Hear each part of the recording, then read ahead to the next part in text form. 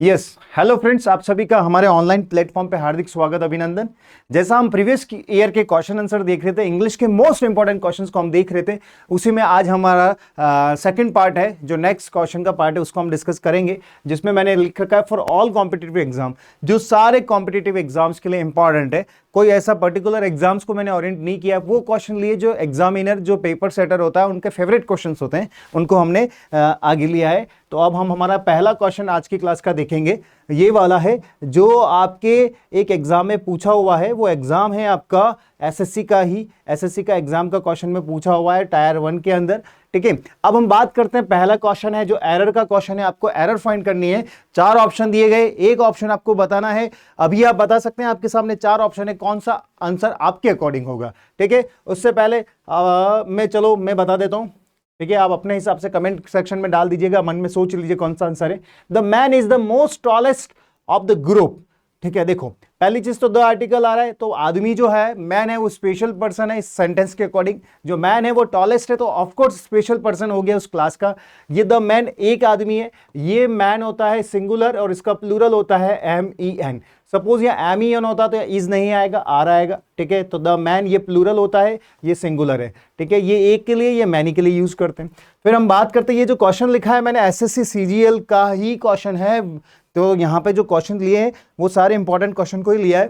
The man is the most tallest. देखो 3 तरह की डिग्री होती है, एक होती है पॉजिटिव डिग्री, एक होता है कंपैरेटिव डिग्री, एक होता है सुपरलेटिव डिग्री। ठीक है, अब देखिएगा यहां पे मैंने आपके सामने लिखा है टॉल। टॉल मतलब होता है लंबा। ठीक है, टॉल मतलब क्या होता है? लंबा। अब टॉल का मीनिंग लंबा है, इसकी कंपैरेटिव डिग्री होती है टॉलर। ठीक है, और इसकी सुपरलेटिव डिग्री होती है टॉलेस्ट। ठीक है, अब एक चीज मैं बता देता हूं, जो टॉल है वो एक्चुअली पॉजिटिव डिग्री मतलब एक एडजेक्टिव है। ठीक है, जैसे मैंने बोला you are a tall man, आप जो है कैसे व्यक्ति है? लंबे व्यक्ति है।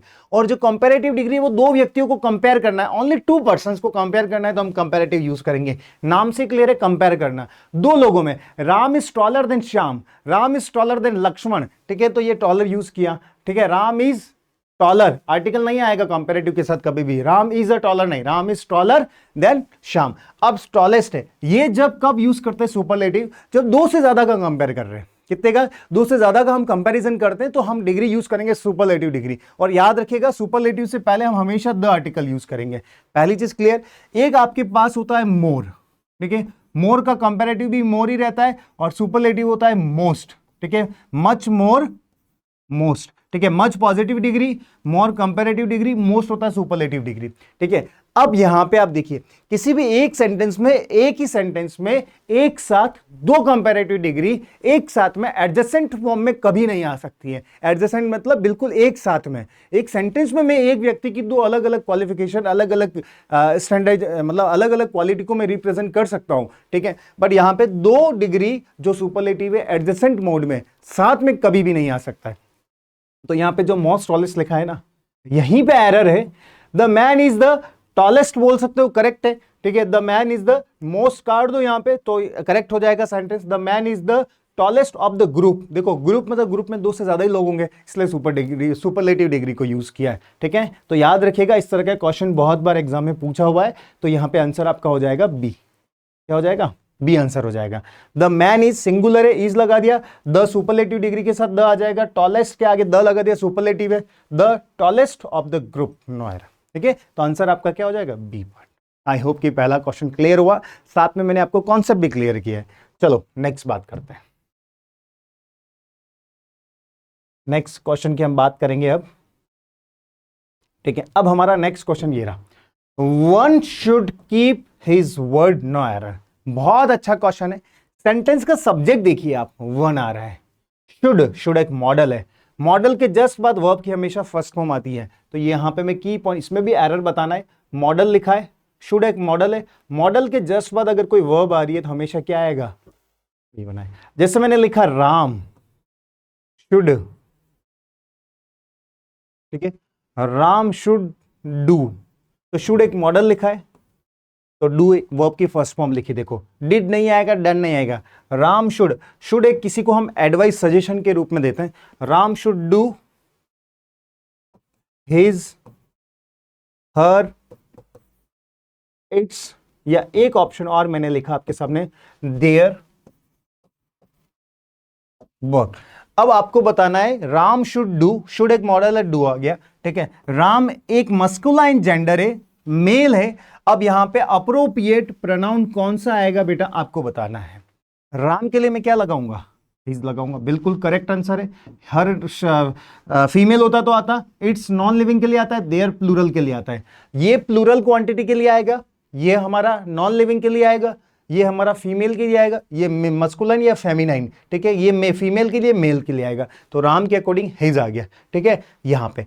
अब मैं कह रहा हूं यहां पे अगर सेंटेंस का सब्जेक्ट आपका क्या हो, वन हो, राम की जगह क्या हो, वन शुड, क्या होगा, वन शुड डू, तो ये कुछ भी नहीं आके सीधा क्या आएगा, वंस वर्क आएगा। क्या आएगा, वंस वर्क। तो वन के रेस्पेक्ट में प्रोनाउन भी क्या आएगा, वन, वंस ही आना चाहिए। तो ये आंसर होगा। सिमिलर इस क्वेश्चन में एरर है, वन शुड कीप मॉडल आ गया, हिज नहीं आके क्या आएगा, वंस वर्ड आना चाहिए। तो आंसर आपका क्या हो जाएगा, इसमें सी पार्ट हो जाएगा। तो मैंने आपको दोनों क्वेश्चन जो है बहुत मोस्ट इंपॉर्टेंट है जो मैंने आपको बता दिए हैं।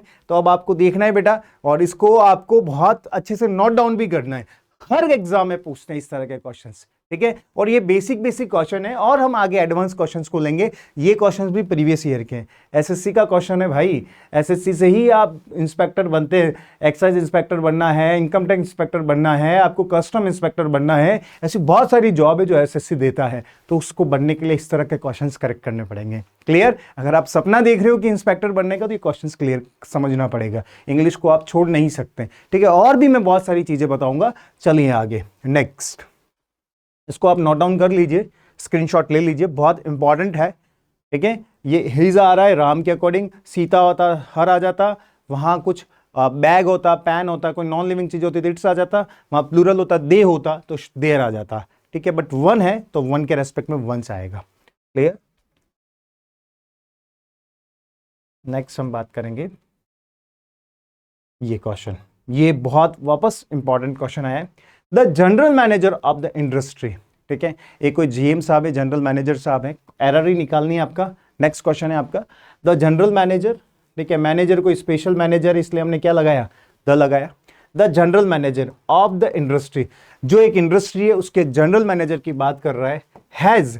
अब देखो जनरल मैनेजर, यहां पे मैनेजर्स नहीं है, एक ही मैनेजर है, तो वर्ब क्या आ गई उसमें, सिंगुलर आ गई, बिल्कुल करेक्ट है, ठीक है। Has felt, feel, felt, felt, ठीक है, वो महसूस करता है, ये वर्ब की थर्ड फॉर्म है, हैज के साथ वर्ब की थर्ड फॉर्म आ गई, ये भी आपका करेक्ट है, ठीक है। इंडस्ट्री ये एक सिंगुलर, इसके अकॉर्डिंग नहीं, मैंने जो देखो ये नाउन ऑफ नाउन का स्ट्रक्चर है, ये भी हम पढ़ते हैं, ये नाउन है ऑफ नाउन, तो वर्ब हमेशा फर्स्ट नाउन के अकॉर्डिंग आती है। वापस ध्यान दीजिएगा, मेरे एक एक शब्द पे ध्यान दीजिएगा, ठीक है। The general manager noun of the industry noun, तो जो वर्ब आएगी वो फर्स्ट नाउन के अकॉर्डिंग आएगी। तो first noun general manager singular है, तो हैज आ गया, हैज के साथ वर्ब की थर्ड फॉर्म आ गई। इस सेंटेंस में कोई भी एरर नहीं है, ठीक है। The general manager of the industry has felt that there is no use, देख रहा है वो फेल्ट कर रहा है कि कोई भी यूज नहीं है, discussing about the problems with the labourers, ठीक है। जो लेबर क्लास हैं, जो लेबर के लोग हैं, उनसे इस प्रॉब्लम को डिस्कस करने का कोई भी सेंस नहीं है, ऐसा जनरल मैनेजर सोच रहा है। तो यहां पे क्या गड़बड़ है इस सेंटेंस के अंदर, that there is no use of, कोई यूज नहीं है, डिस्कसिंग अबाउट। देखो मैंने जैसे कहा I return back from America, क्या है सेंटेंस सही है, ऐसे बोल रहा हूं मैं, आई रिटर्न फ्रॉम अमेरिका, तो भी आपको समझ आ गया कि मैं रिटर्न हुआ अमेरिका से। आई रिटर्न बैक लगाने की कहां जरूरत पड़ी, तो उसको बोलते हैं सुपरफ्लुअस प्रॉब्लम, ठीक है। सुपरफ्लुअस का मीनिंग है कि एक ही मीनिंग को हम दो दो बार लिख रहे हैं, वो गलत है। जैसे मोस्ट टॉलेस्ट, मोस्ट भी सुपरलेटिव हो गया, टॉलेस्ट भी सुपरलेटिव हो गया, तो ये सुपरफ्लुअस प्रॉब्लम हो जाती है, तो दो एक साथ नहीं आ सकता है। सिमिलर डिस्कस का भी है, डिस्कसिंग द प्रॉब्लम, तो वही हो गया, डिस्कस करनी प्रॉब्लम को, discussing about, about the problem इतना नहीं लिखना, डिस्कस के साथ कभी भी अबाउट का यूज नहीं होता है, क्योंकि दोनों का मीनिंग ऑलमोस्ट सेम होता है, तो अबाउट नहीं आएगा, और हमारा एरर किस में हो जाएगी, सी पार्ट में एरर हो जाएगी, और आपका आंसर क्या हो जाएगा, सी हो जाएगा। क्लियर? तो नो एरर नहीं, इसमें सी आंसर होगा आपका, ठीक है। वेरी वेरी इंपॉर्टेंट, ये भी आपका टायर 2 का एग्जाम का क्वेश्चन है, देखो टायर 1 का भी नहीं, टायर 2 का। मैंने एसएससी के इसलिए लिए कि स्टेट सर्विसेज में जो स्टेट बोर्ड, जो स्टेट के एग्जाम्स होते हैं, बोर्ड एग्जाम जो कराता है, आरएसएम एसएसबी हो गया, आरपीएससी हो गया, तो वो इन्हीं एग्जाम्स, इन्हीं क्वेश्चंस को उठा लेता है, ठीक है, तो ध्यान रखिएगा। चलो, इसमें मैंने बहुत सारे कॉन्सेप्ट बताए। नाउन ऑफ नाउन, तो फर्स्ट नाउन के अकॉर्डिंग वर्ब, ठीक है, फिर सेंटेंस में टेंस का चेंज नहीं किया, हैज है तो यहाँ वॉज नहीं यूज किया, प्रेजेंट टेंस ही रखा है, ठीक है। तो डिस्कस के साथ कभी भी अबाउट का यूज नहीं करना है। चलो आगे।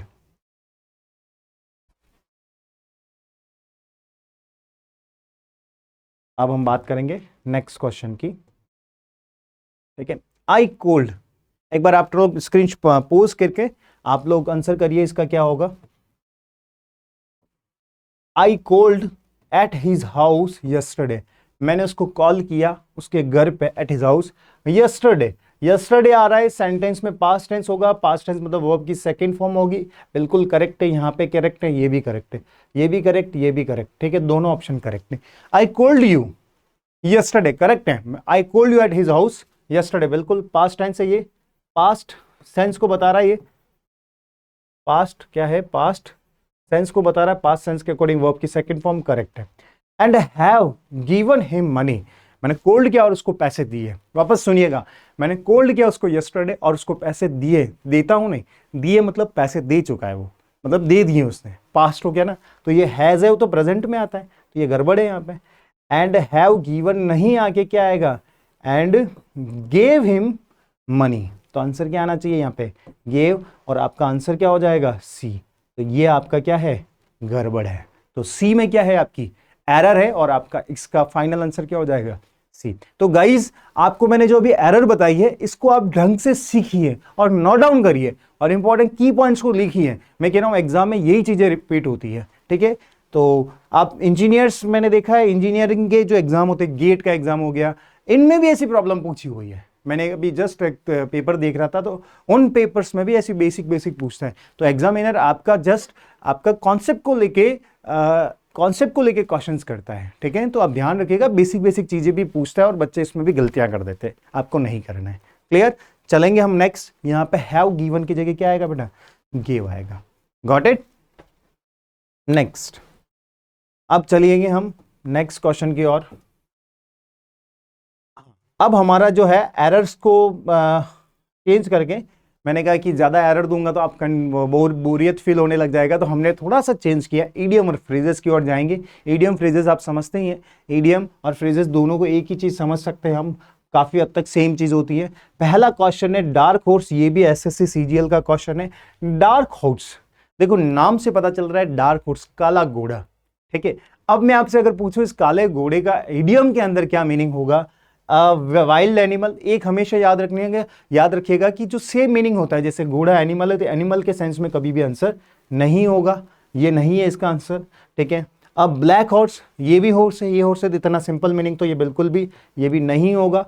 ए भी आंसर गलत है, बी भी आंसर गलत है। आंसर क्या, अननोन एंट्री या अ फ्रंट रनर, तो ये भी आंसर नहीं, इसका होता है meaning unknown entry. A dark horse enters in the class, इसका मीनिंग है कि हमारे क्लास में एक व्यक्ति आया है, वो कैसा लग रहा है हमको, डार्क हॉर्स जैसा लग रहा है, क्योंकि वो हमारे लिए क्या है, नॉन नहीं है। वो नया बच्चा हो सकता है या कुछ डिफरेंट टाइप का बच्चा हो सकता है जो कुछ अलग ही तरह की वेशभूषा पहनी हुई होगी, तो वो हमारे लिए क्या है, डार्क हॉर्स है, जो हमारे लिए क्या है, नॉन नहीं है, अननोन है, ठीक है। तो याद रखिएगा डार्क हॉर्स का मीनिंग होता है अननोन एंट्री। कैसी एंट्री, अननोन एंट्री, ठीक है। चलिए नेक्स्ट, लर्न विद किसके साथ सीख रहे हैं आप, महेश सर के साथ। नेक्स्ट,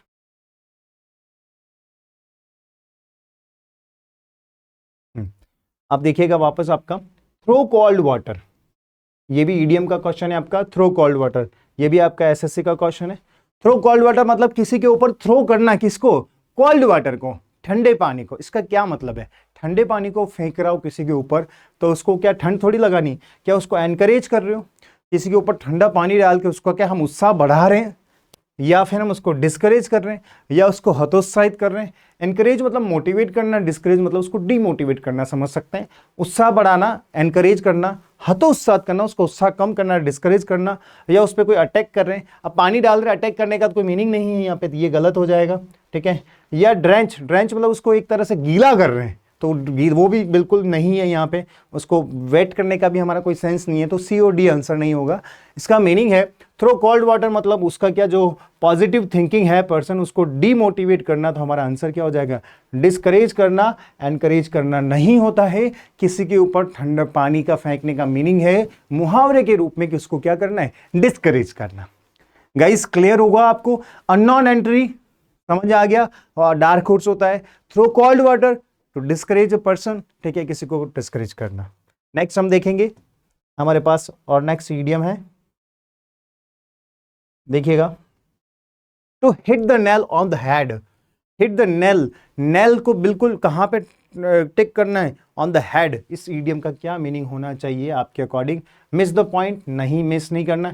एक्यूरेटली डिस्क्राइब समथिंग, बिल्कुल सही बात है, एक्यूरेटली। देखो नेल द हेड, हेड पे टिक करना, हेड पे मारना, ठीक है। तो डिस्क्राइब समथिंग, बिल्कुल कैसे एक्यूरेटली उसको क्या करना है, डिस्क्राइब करना। ये भी आपका क्वेश्चन है एसएससी का।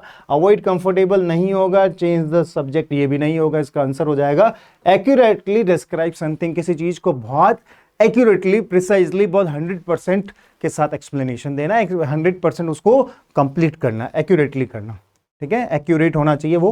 नेक्स्ट हम चलेंगे, टू ब्रेक द आइस। आपके पास है टू ब्रेक द आइस, इसका क्या मतलब होगा, ठीक है, to break the ice, ice को ब्रेक करना। हमारे घर में कोई आइस पड़ी है, उसको ब्रेक करने का क्या मतलब है?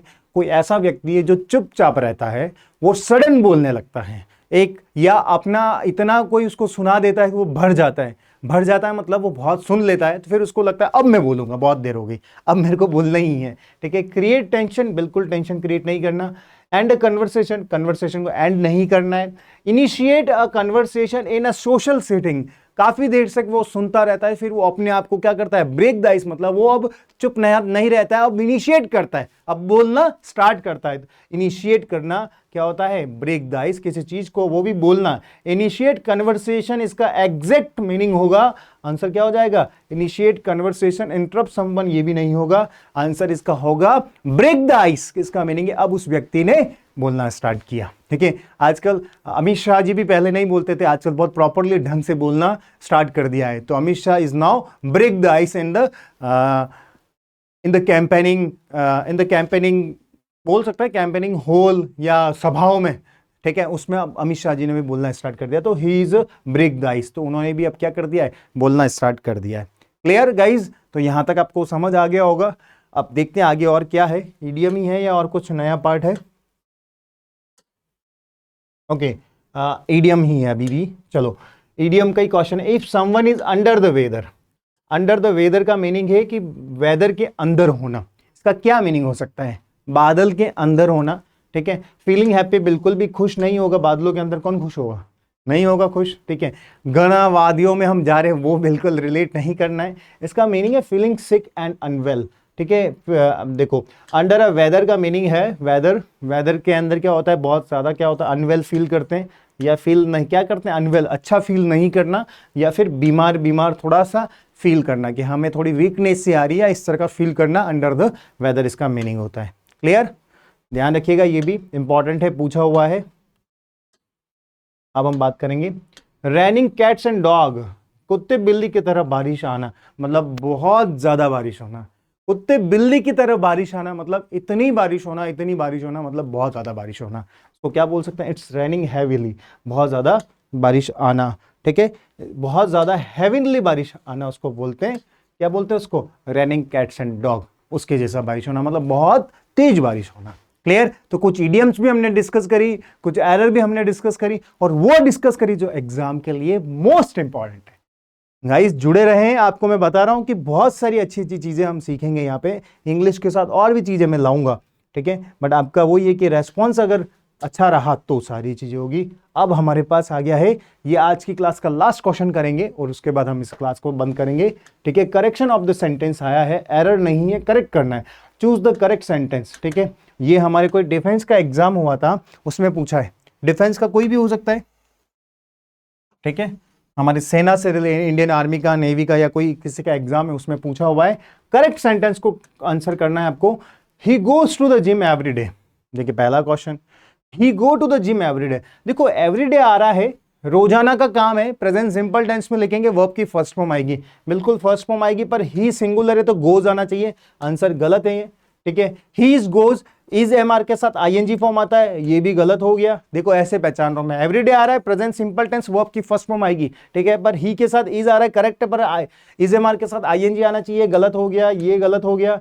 ही गोइंग, तो इज आना चाहिए, ही इज गोइंग होना, ये गलत। हमारा आंसर क्या हो जाएगा, ए लग रहा है मेरे को सबसे सूटेबल आंसर, और यही होना चाहिए। करेक्ट आंसर आपका क्या हो जाएगा, A. He goes to gym everyday, वो रोजाना क्या करता है, जिम जाता है, एवरीडे जिम जाता है। ठीक है, तो तीनों में इसमें गोज नहीं आया, इसमें गोइंग नहीं आया, और इसमें इज गोइंग नहीं आया, कुछ ना कुछ मिसिंग है। और वैसे ही इज गोइंग भी होता तो भी ये आंसर नहीं होता, क्योंकि प्रेजेंट सिंपल टेंस में यूज करना, प्रेजेंट कंटिन्यूअस यूज नहीं करना है।